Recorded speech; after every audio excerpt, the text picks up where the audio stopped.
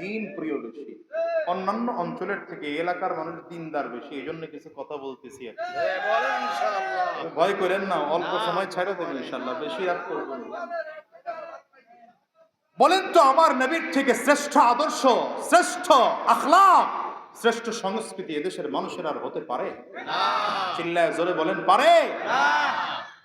আল্লাহ কি দিয়ে বুঝায়, কি দিয়ে বুঝায় আপনারা? নবীজির কাছ থেকে আখলাক শেখার জন্য সাহাবীরা কত কষ্ট করছে, আর আপনি আর আমি তো হুজুরদের কাছ থেকে আখলাক শিখতেও চাই না। এরা ছেলেপন করে নাটক দেখায়। শেষ হয়েছে কথা ভাই, শেষ হয়েছে? আমি শুরু করি, জরুরি বেশি হইতে পারে, মাইক লাগলে পাঠাই দেন, কথা কয় না। আমাদের দেশের মানুষগুলো নাটক দেখায়, নাটক। ছেলেরা একটু সামাজিক হবে, কি কথা বল না? আচ্ছা, যেই যুগের মানুষ নাটক ফাটক দেখে নাই, এরা সামাজিক না? আমি তো মনে করি এই যুগের থেকে সেই যুগের মানুষ সামাজিক বেশি ছিল। এখন তো ছেলেপান দেখলে মুরব্বীদের সালাম দেয় না, কিন্তু এই মুরব্বীরা যখন ছেলেপান ছিল, বাচ্চা ছিল, তখন সালাম দিয়েছে। তোমরা সামাজিক হতে পারো না, এরা সামাজিক ছিল। কথা বলো না কেন? এটা কি সামাজিকতা? যে ওই যে এই যে ব্রিজের গোড়ায় বসে ফ্রি ফায়ার খেলে, মার মার।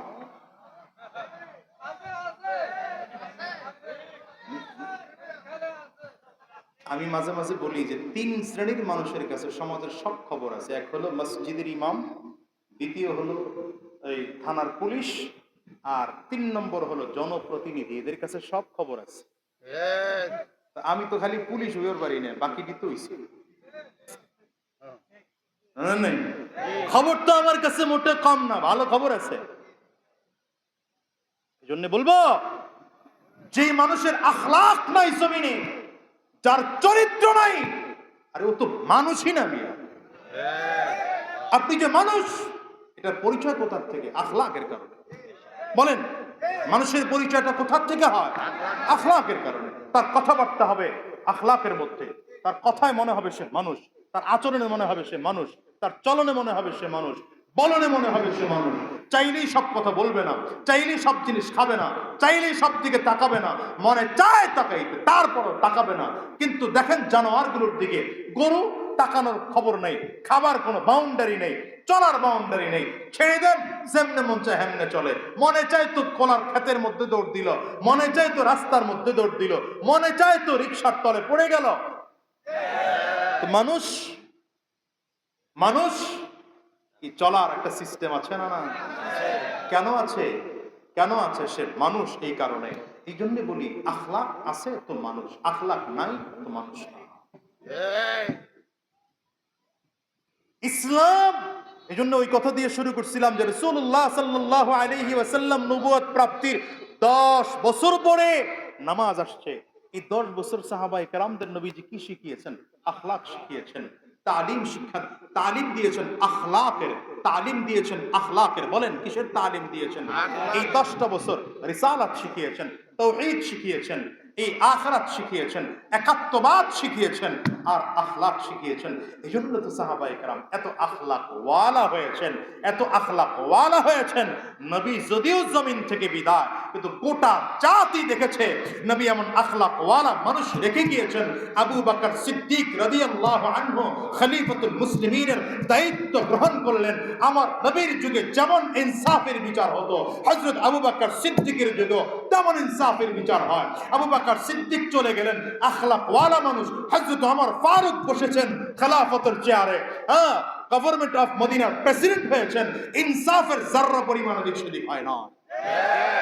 শুধু তাই না, আখলাক কত ছিল দেখেন তো। নবী আলাইহিস সালাম ইন্তেকালের পরে আবু বকর সিদ্দিক হয়েছেন রাষ্ট্রপ্রধান, অর্থাৎ রাষ্ট্রপতি নাকি, বা প্রেসিডেন্ট, গভর্নমেন্ট অফ মদিনার প্রেসিডেন্ট। আর হযরত ওমর ফারুক রাদিয়াল্লাহু আনহু তিনি হলেন প্রধান বিচারপতি।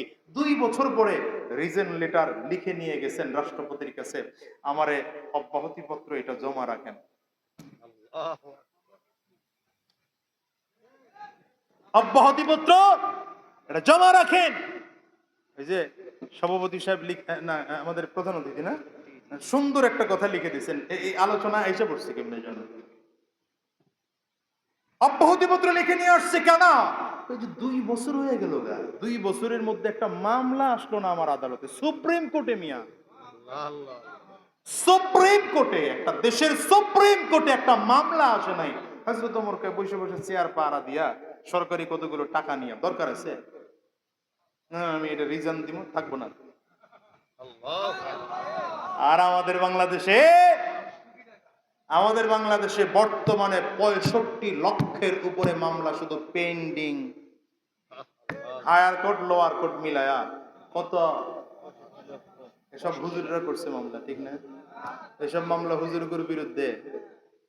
আমি এই আমলের কথা বলতেছি না, ওই আমলেও যদি খেয়াল করেন, এতজন হুজুর জেলে গিয়েছে, এতজন হুজুরদেরকে মিথ্যা মামলা দিয়ে জেলে নেওয়া হয়েছে, তাও তো হুজুরদের সব আলেমদের মামলা যদি একত্রিত করা হয়, ওদের মামলার 100 ভাগের 1 ভাগও হবে না।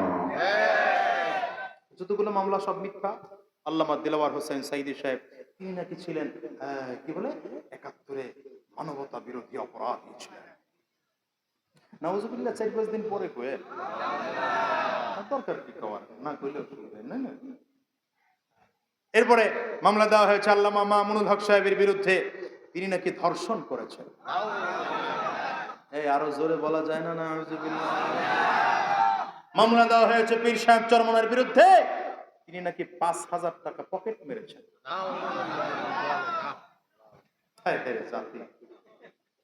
আমি বলি যে আমার মতো ছোট মানুষটার বিরুদ্ধে 3 মামলা দিয়ে রাখছে, এর মধ্যে 1 মামলা দিছে আমি নাকি কার গাছ কাইটা আমার বাড়ি নিয়ে আসছি। তখন প্রতিদিন 2টা 3টা 4টা করে প্রোগ্রাম করলে গাছ কাটার টাইম কই আমার কাছে কোনটা? একটা গাছ আরেক বাড়ির থেকে কাইটা আমার বাড়ি নিয়ে যেতে যেই পরিমাণ কষ্ট, 1 ঘন্টা মাহফিলে চিল্লে নিতে হেরছে আপনারা বেশি দেন তো, খালি গাছ কেটে লাভ আছে? আল্লাহ, লাকাদ কানা লাকুম ফি রাসূলিল্লাহি উসওয়াতুন হাসানা, লাকাদ কানা লাকুম ফি রাসূলিল্লাহি উসওয়াতুন হাসানা। ওদিকে রব্বে কারীম বলেন, ওয়া ইন্নাকা লাআলা খুলুকিন আযীম।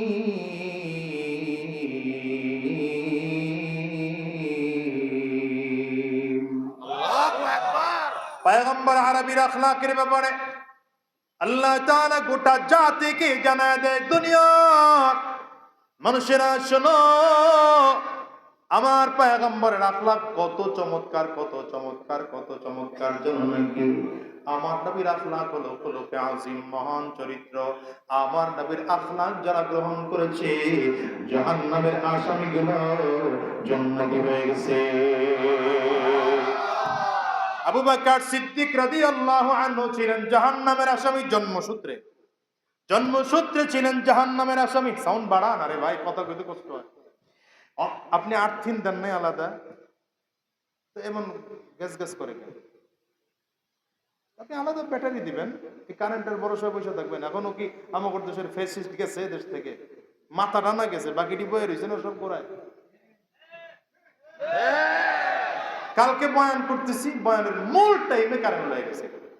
আমি মাহফিল কমিটিতে ডাক দিয়ে বললাম, খোঁজ নিয়ে দেখেন এখন এই উপজেলা বিদ্যুৎ কেন্দ্রে ফ্যাসিস্টের দালাল গুলো রয়ে গেছে, যাই নাই তো, এগুলো সব গোড়ায় গোড়ায় রয়ে গেছে।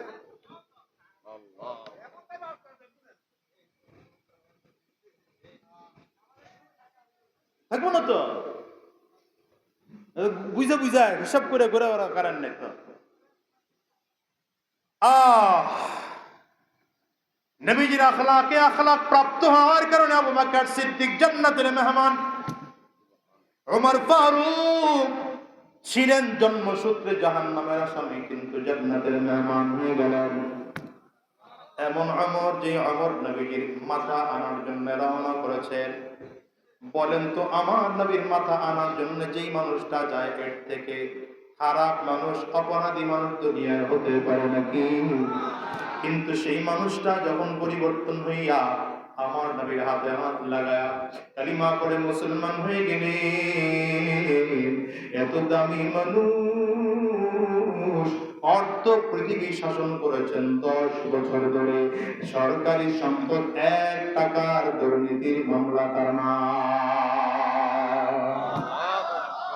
কেন থাকবে জানো?